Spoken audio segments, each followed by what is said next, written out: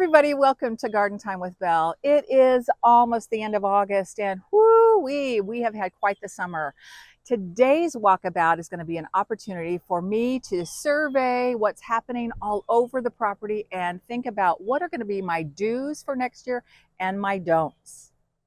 I don't know about you, but whoo, it has been a scorcher where I live. Here in my Zone 6 Mid-Missouri garden, we garden in a spot that gets extremely hot in the summer and extreme humidity. In fact, we were out doing some gardening chores yesterday, and I think it was about, the heat index was nearly over 100. Humidity levels here in the summer are like in the 80s, 80%. So I'm jealous of those of you that don't have that kind of humidity. It is exhausting, and I'm kind of getting exhausted, to be quite honest, and lots of gardeners in this area of the country do too. But we've got some plants that are looking tired, just like some of us gardeners are feeling a bit tired, and we've got some things that are still looking great. So I'm going to take you along today, and let's do another walkabout, this time the end of the season, the end of August, and see what's blooming. We're going to start where we always do. We're going to start in the front of the house, which faces west, and right now it's early morning, so we are enjoying the shade, but I've got my sunglasses because as soon as we turn the corner, I know that the sun is going to start beating down. So before we head down this way and see what's growing in the garden, I'm going to invite everybody to please like and subscribe to my channel. It allows me to help grow my channel, also to continue to produce more videos. So thank you all for your support. Well, let's start with, this is a do, even though it might not look like a do, but this is my lovely Gertrude Jekyll rose. I've got two of them on obelisk. They're a climber, and those of you that follow my channel, you've seen them looking magnificent. Right now, they don't look so great, and here's why. We had Japanese beetles this year. Thank goodness we didn't have many of them. We got out here early in the season, and as soon as we started seeing any Japanese beetles, they were going in soapy water, and we were eliminating them. So I really do credit that. So that'll be a do for next year.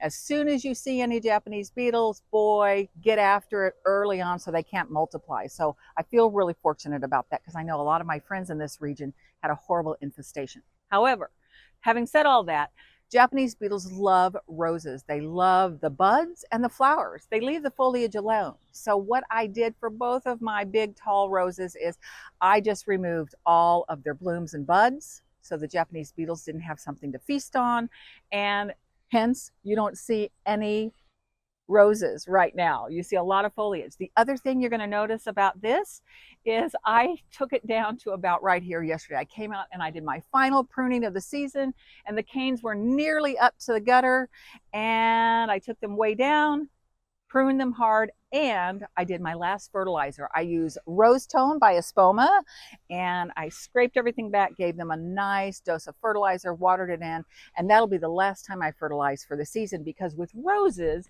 you do not want to prune them back really hard or fertilize them late in the year, because we have winters here. So you don't want to encourage a lot of growth right before winter, but it's still early enough, being late August, that this is the last time they'll get fertilizer. Here's my Jack Manny clematis. It's looking a little rough. It really needs a taller trellis. So actually my husband and I were talking about how we're going to make this taller next year, because truly if we had a taller trellis, it would probably grow all the way up to the top of that window. So we're gonna do that next year. So let's come down here. Oh, this is a sad state of affairs. You see these? I know my mind's gonna go blank what these shrubs are, but if you come in here and look, let's look at the not so pretty parts. Yeah, not so great. I'm pulling these out next year. So that'll be a do for next year, is I'm gonna pull them out, and I have found Proven Winters is now making dwarf hydrangeas. And as you know, you guys have heard me complain about my front walkway. This tiny little narrow bed, you can grow next to nothing here. It's only about a little over 2 foot wide. I've got some dwarf hydrangeas in mine, and so that'll be a do for under the window next year. All right, everything here is looking fine. I mean, you know, I talk to you all constantly about coleus, constantly. I'm always going to do some form of coleus because they love this location. Again, this coleus gets little sun, just very little. Let's come in here. I want to show you the Surefire rose begonias, it took them months and months and months to bloom and get big, and actually they're not very big at all. So that's going to be a don't.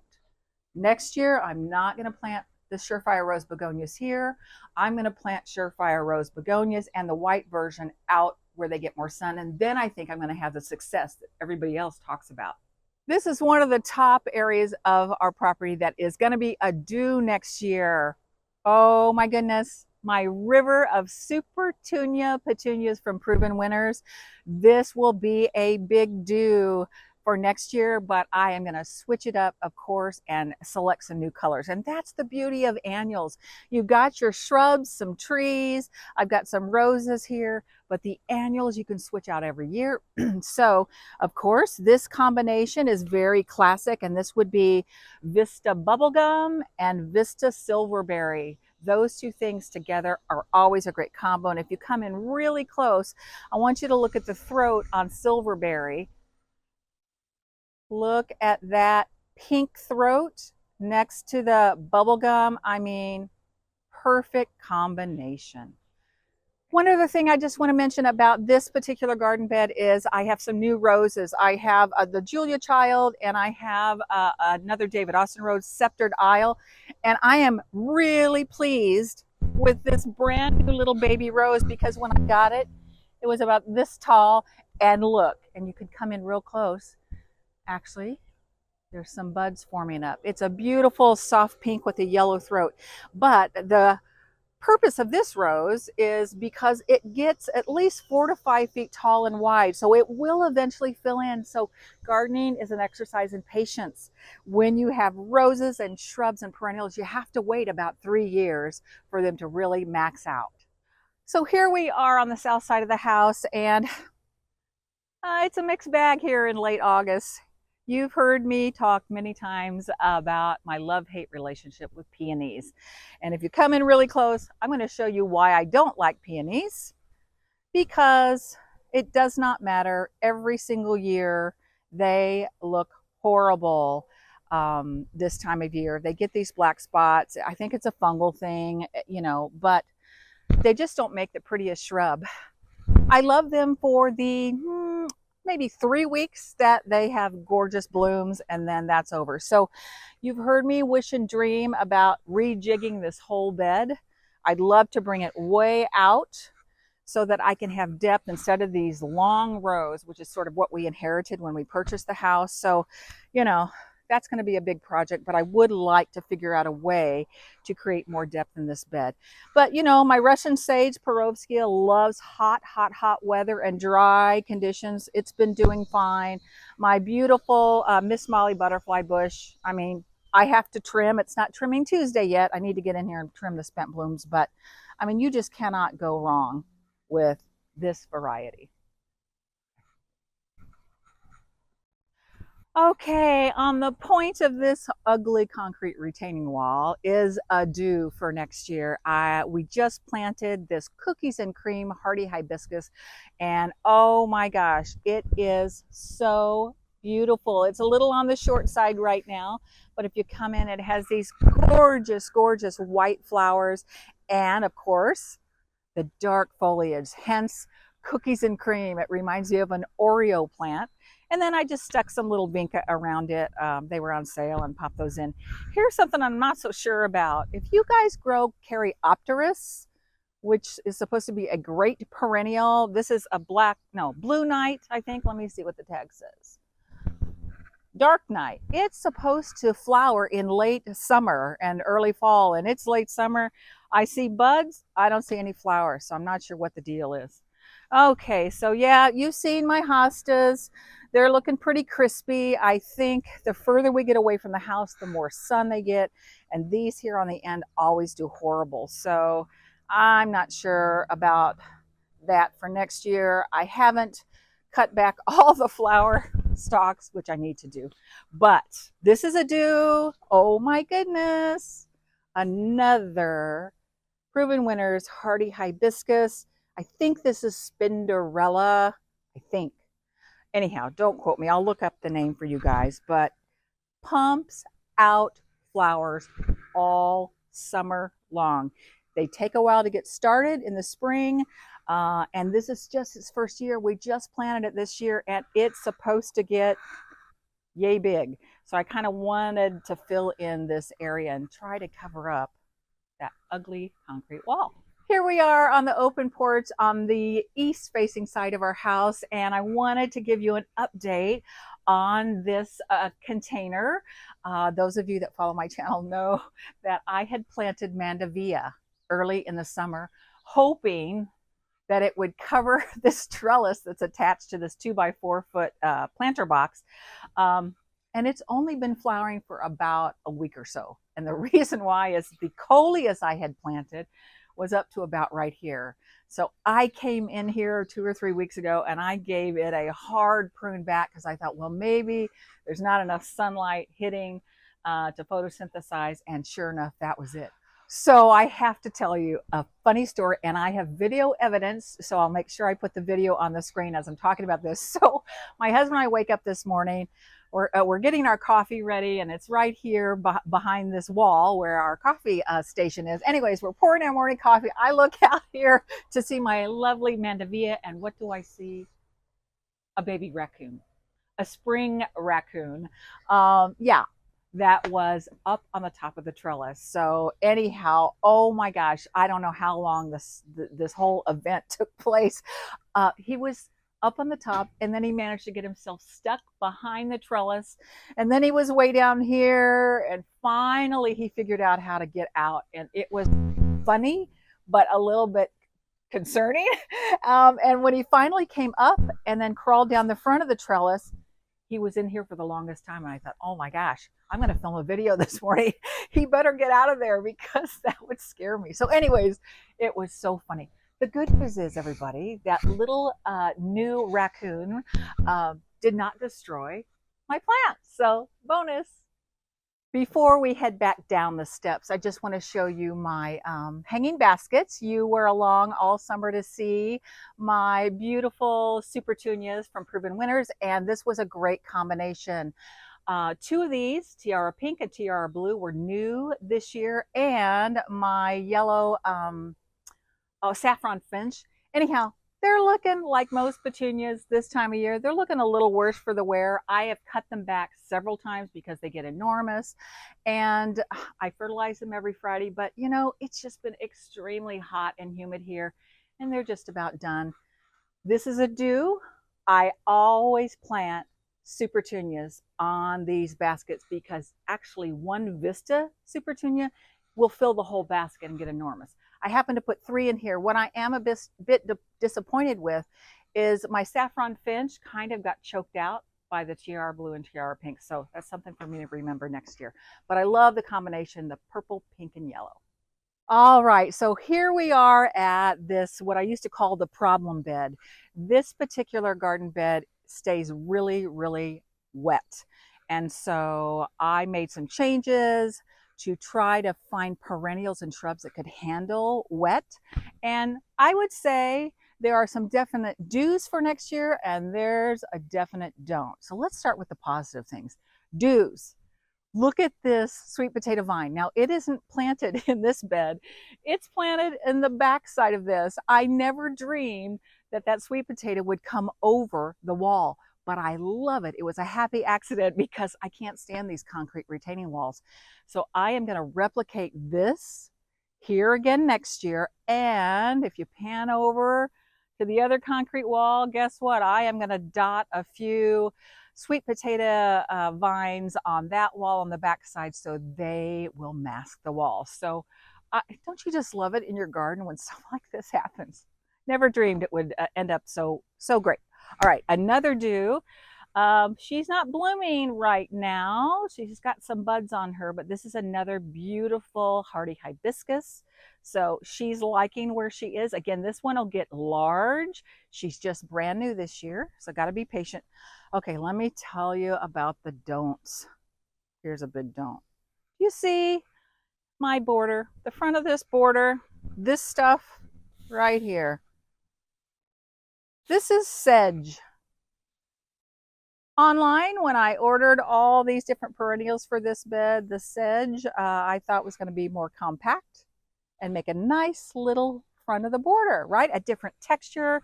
You know, I love texture contrast, right? You've got this grassy contrast with the hydrangeas. These are, by the way, Limelight Prime hydrangeas. Uh, but that looks horrible. In fact, I told my husband, I'm like, big fail. He's like, yeah, he says it looks like crabgrass. I'm like, exactly. So that's a don't. I have 10 of them. So I have got to figure out, I hate to waste plants, but they're coming out next year. I'm pulling them up and I'm going to figure out somewhere else in the garden to plant them where they would look more appropriate. So if you guys have ideas, if you grow carex like this, give me some suggestions. I could really use it. Look at this beautiful coleus. I have them all over the property. This is a do. Oh my goodness, you all. I show you how to propagate coleus. Buy 1 or 2 plants, take cuttings early in the summer, root them in, and you're gonna have, I'll show you when we go to the north side of the house, you're gonna have plants everywhere in your garden. And I just love this dark foliage against the lighter foliage of the hydrangeas. What was a miss this year, and I think it's going to work out better when I pull this carex out, there's Monarda or bee balm. I bought 4 plants. They are completely covered up by the carex and by the hydrangeas. So, you know, sometimes when you start a new garden, let's see if we can, I'll show you where there's a Monarda. Yeah, do you see this one? This one's doing the best, and it's really small because it's not getting choked out by all this other stuff. So, you know, when you start a new garden bed with new things, you read and you try to space appropriately. I did my research, but sometimes nature does something different. So I'm going to shift the Monarda around where they'll get more sunlight. Well, on the point of this garden bed, of course, is another of my favorites, Miss Mallia Buddleia, doing great. And then one of my favorite hydrangeas forever will be Little Lime Punch. There are 3 in here, and they're in their 4th season, so they're really locked in. And of course, this time of year, I want you to come in super close. Check out the coloration. So they come out lime, then they turn white, then they turn a pale pink, and now they're doing this super cool antique kind of rosy pink. I mean, stunning. So you can see the sweet potato vine. I only planted 2 in between these 3, one here and one here. I wanted it as a ground cover, and it worked out great as a ground cover, but obviously, you know, it's going a little bit cuckoo woockoo. So, you know, in a perfect world, like, I should probably come in here and take a little bit of this out, right? I mean, look at that. So anyhow, it did its job. So that will be a definite do again.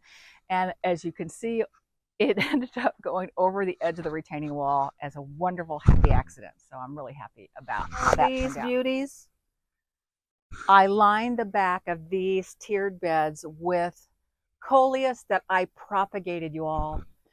I took little tiny plants off the mother plant. I rooted them in. I planted them up when they were maybe about this tall, and look at what they've done. That's exactly what I was hoping for. And I love the dark foliage against the contrast of our kind of taupe colored siding. So that is a definite do next year. I've got some other coleus here in front. And then let's look at the pop of color, minus the fact that we need to mow. So don't look at all this scraggly stuff, but look at that. So that represents some Superbena, this beautiful plant I've never planted before. I got these on a great mid-summer sale. So I popped in Superbena, lemon coral sedum. I've got, let's see, this is Vista. What Vista is that? Supertunia Vista Jazzberry.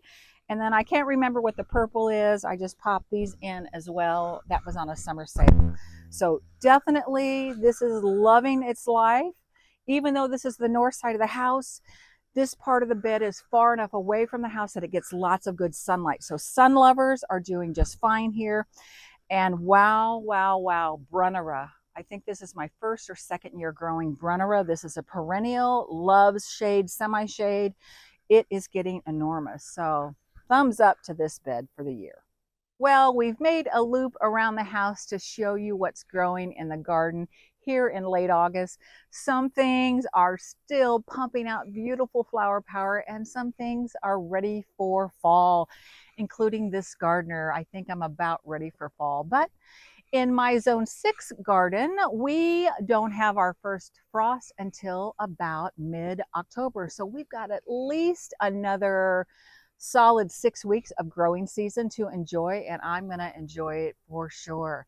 So stay tuned for part 2. I'm gonna be filming what's happening in the raised bed garden and our pollinator habitat.